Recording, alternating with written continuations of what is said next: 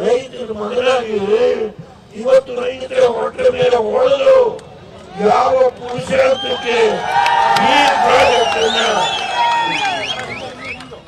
ಹೇಳಿ ಸತ್ಯ ಹೇಳಿ ಇವತ್ತು ಹೇಳ್ತಾರೆ ನಾನು ಒತ್ತಾಯ ಮಾಡೋದಿಲ್ಲ 3 ಕೋಟಿ ರೂಪಾಯಿ ಕೊಡ್ತೀನಿ. ನಿನ್ನೆ ಡೆಲ್ಲಿಗೆ ಹೋಗೋದಕ್ಕಿಂತ ಮುಂಚೆ 3 ಕೋಟಿ ರೂಪಾಯಿ ಕೊಡ್ತೀನಿ.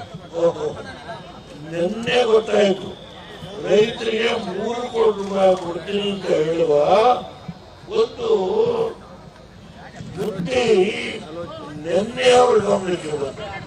ಹೌದು 3 ಕೋಟಿ ರೂಪಾಯಿ ಕನಕಪುರದಲ್ಲಿ ಅವ್ರು ಏನೇನು ಮಾಡಿದ್ದಾರಲ್ಲ ಆ ಜಾಗ ಇವತ್ತು ಬೇರೆಯವರಿಗೆ ಮೊದಲು ಸೈಟ್ ಮಾಡಬೇಕು, ಯಾವ್ಯಾವ ಪ್ರಾಜೆಕ್ಟ್ ಮಾಡಬೇಕು ಮೊದಲು ಕೊಟ್ಟು ಅಲ್ಲಿ ತೀರ್ಮಾನ ಮಾಡಿ ಇಲ್ಲಿ ಯಾಕೆ ಬಂದು ಬಡವರು ಪಾಪ ಹೊಟ್ಟೆ ಮೇಲೆ ಹೊಡೆದು ನೀವು ಏನು ಯಾವ ಉದ್ದೇಶಕ್ಕೆ ಸಿದ್ದರಾಮಯ್ಯ ಸರ್ಕಾರದಲ್ಲಿ ನೀವು 5 ಕಾರ್ಪೊರೇಷನ್ಗಳು ಮಾಡಿದ್ರಿ.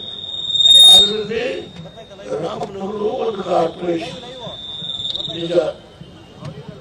ಯಾವ ಪುರುಷಾರ್ಥಕ್ಕೆ ಬಿಡದಿ ಜಮೀನು ತೆಗೆದುಕೊಳ್ಳಲಿಕ್ಕೆ ಕಾರ್ಪೊರೇಷನ್ ಮಾಡಿದ್ರ? ಇಲ್ಲಿ ಯಾರಾದರೂ ಬಿಡದಿಯವರು ನಮಗೆ ನಿವೇಶನ ಬೇಕು ಅಂತ ಅರ್ಜಿ ಹಾಕಿದ್ದಾರ?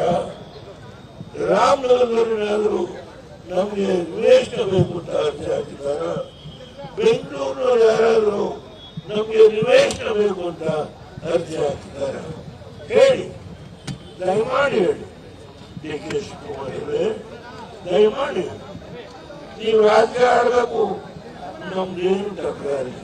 ಆದ್ರೆ ಎಲ್ಲಿಯವರೆಗೆ ನೀವು ರೈತರ ಹೊಟ್ಟೆಯ ಮೇಲೆ ಹೊಡೆಯಲಿಕ್ಕೆ ಹೋಗ್ತಿರೋ ಅಲ್ಲಿಯವರೆಗೆ ಈ ರಾಜ್ಯದಲ್ಲಿ ಕುಮಾರಸ್ವಾಮಿ ಅವರ ನೇತೃತ್ವದಲ್ಲಿ, ನಿಖಿಲ್ ಕುಮಾರಸ್ವಾಮಿ ಅವರ ನೇತೃತ್ವದಲ್ಲಿ ದೇವೇಗೌಡನಿಗೆ 93 ವರ್ಷ ಆಗಿರುವುದು.